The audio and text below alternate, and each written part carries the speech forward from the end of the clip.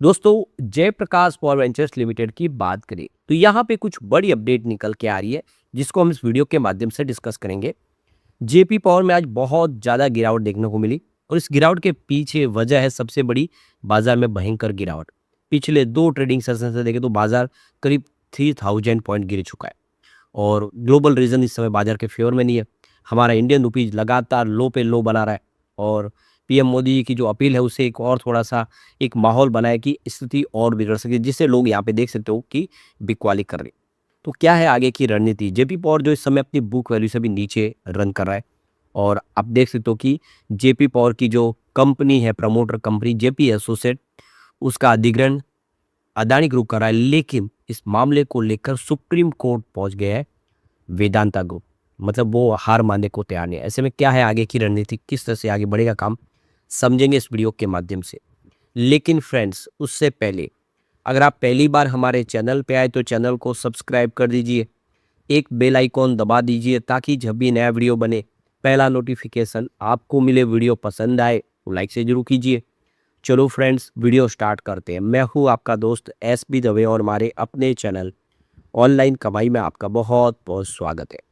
सबसे पहले Jayaprakash power ventures limited के कारोबार की बात करें तो 17.55 पर आप देख सकते हो कि यहाँ पे हमें क्लोजिंग देखने को मिली, जहाँ पे 4.77% की भारी गिरावट देखने को मिली। लगभग 5% की गिरावट कह सकते हैं, तो काफ़ी बड़ी गिरावट हुई है। तो मंडे की क्लोजिंग आप देखो कि 18.43 पर थी और यहाँ पे 18.20 पर गिरावट के साथ शुरुआत हुई। वैसे 18.34 का हाई भी बना, लेकिन बाजार का सपोर्ट नहीं मिल रहा था। बाजार जो गिरा था लगातार और जैसे जैसे बाजार आगे बढ़ा गिरावट और बढ़ी, जिसकी वजह से इसने 17.38 का लो बनाया। तो वैसे तो ये 13 रुपये का लो बनाया, आप देखिए 13.15 का इसका लो बना हुआ है जब बाजार गिरा पिछली बार। तो अब बाजार भी तो बहुत ज़्यादा फिर से गिर चुका है। 79,000 के स्तर पे पहुंचा हुआ सेंसेक्स फिर से 73,000 74,000 के आसपास पहुंच गया है। काफ़ी बड़ी गिरावट हुई ऐसे में। अब जेपी पावर भी टिक तो नहीं पाएगा, वो भी नीचे आ गया। वैसे 27 रुपये का हाई बना हुआ पिछला, अभी उससे स्टॉक काफ़ी नीचे। पर उम्मीद है कि आने वाले समय स्थिति बदलेगी, जेपी पावर फिर बेहतर करेगा क्योंकि ये कंपनी वाकई में अच्छी है। वैसे इस स्टॉक में लोगों को कोई फ़ायदा नहीं हुआ साल भर में, अगर आप देखेंगे तो पिछले एक सप्ताह में स्टॉक में 8% की गिरावट ऑलरेडी हो चुकी है। वैसे 1 मंथ के हिसाब से 1.86% की तेजी है, जो ठीक ठाक कह सकते हैं।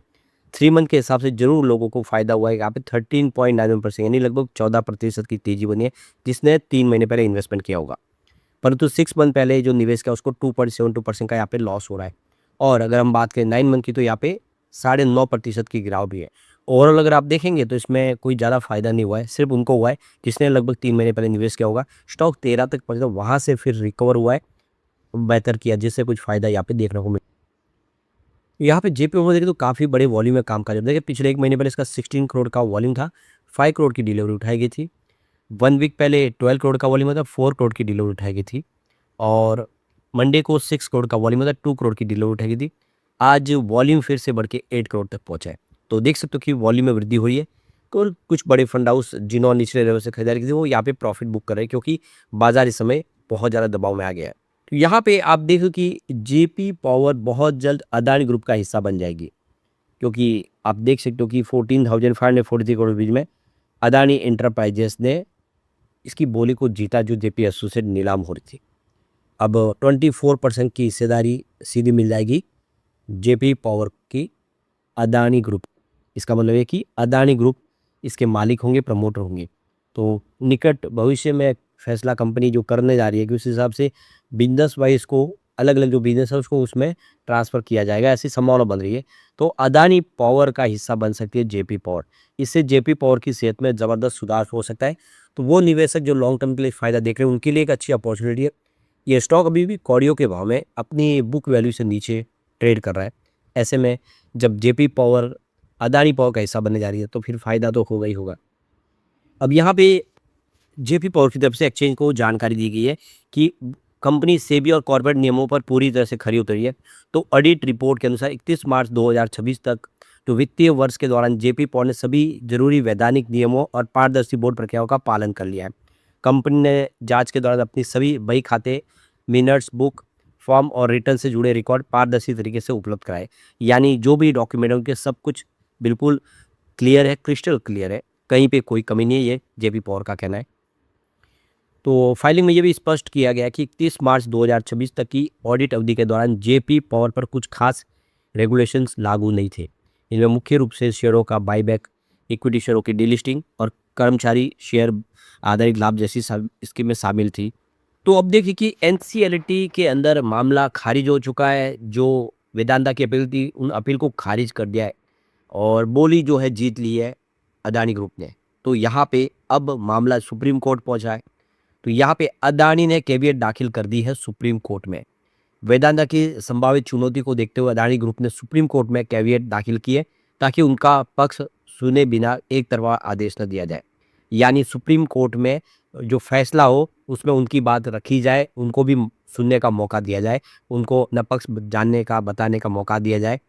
क्योंकि वेदांता का ये तो तर्क है कि उनकी जो बोली थी वो काफ़ी बड़ी थी, बेहतर थी, उसके बावजूद इनको मौका नहीं दिया गया। तो अब सुप्रीम कोर्ट में मामला है, तो समझो सुप्रीम कोर्ट में जाने के बाद भी कैविएट दाखिल करने का मतलब यही है कि एक तरफा फैसला न दे सुप्रीम कोर्ट। तो अभी देखना होगा कि इस मामले में आगे बढ़ता है, क्योंकि वेदांता भी हार मानने को तो तैयार नहीं है। उनको लगता है कि उनके साथ नाइंसाफ़ी हुई है, जबकि सभी लोग कह रहे हैं कि ये फैसला सही है। कितनी सारी एजेंसियाँ, पहले एनसीएलटी ने वेदांता की अपील को खारिज किया, तो वो फिर देख सकते हो कि एनसीएलटी में गए। एनसीएलटी ने भी यही कहा कि ये मामला बिल्कुल क्लियर है और उन्होंने पूरे नियमों का पालन किया। इससे पहले वो सुप्रीम कोर्ट भी गए थे, तब उन्होंने कहा था कि आप एनसीएलटी में जाइए, वहाँ पे सुनवाई पूरी है। यहाँ तक कि मनोज गौड़ जो वेदांता ग्रुप की बोली को लेकर जो उनके प्रमोटर है जेपी एसोसिएशन, उन्होंने भी कहा कि अदानी की बोली चुन के जो सीओसी ने, तो इस हिसाब से देख सकते हो कि सबने इसको सही माना है, फिर भी वेदांता मानने को तैयार नहीं है। पर अब ऐसे कि देख सकते हो कि ये सारी बातें तो क्लियर है कि हिस्सा तो अब वो जेपी पावर है वो अदानी का ही बनेगी। तो ऐसे में निवेशकों को बेनिफिट होगा। अगर हम जेपी पावर के फंडामेंटल भी देखें तो काफ़ी अच्छे लगते हैं। मार्केट कैप इस समय 12,658 करोड़ के आसपास, जो काफ़ी बेहतर है। इसका पी रेशियो 27.98 का है। अब आप देख सकते हो इसका इंडस्ट्रीज का पी रेशियो 28.25 का। इसका मतलब ये है कि इंडस्ट्रीज के पी रेशियो के मुकाबले भी ये अभी भी नीचे है। इसका मतलब काफ़ी ज़्यादा अट्रैक्टिव प्राइस पे इसका पीबी रेशियो 0.99 का है। डेट टू इक्विटी रेशियो भी ठीक है, मात्र 0.27 का है। इसका आरओई 3.54% के आसपास है और ईपीएस की बात हो 0.6 का है। कंपनी फिलहाल डिविडेंड नहीं देती है। बुक वैल्यू इसकी 18.5 की है। यहीं पे सारा का सारा गेम है। स्टॉक अपनी बुक वैल्यू से भी नीचे आ गया है 17 के आसपास और इसीलिए उम्मीद है कि यहाँ से काफ़ी अच्छा कर सकता है, आने वाले समय बेहतर कर सकता है। फेस वैल्यू इसकी पूरी 10 रुपीज़ की अभी भी। तो एक 10 रुपीज़ की फेस वैल्यू स्टॉक जो कंपनी बहुत अच्छा कर रही है और अब सोलर सेक्टर में एंट्री करने जा रही है, आने वाले समय निकट भविष्य में बेहतर करेगी और अदानी ग्रुप का हिस्सा बनने जा रही है। तो ये प्राइस तो बिल्कुल ही हम लोग कह सकते हैं कि काफ़ी फेयर है और आने वाले समय यहाँ से और अच्छा करने की उम्मीद है।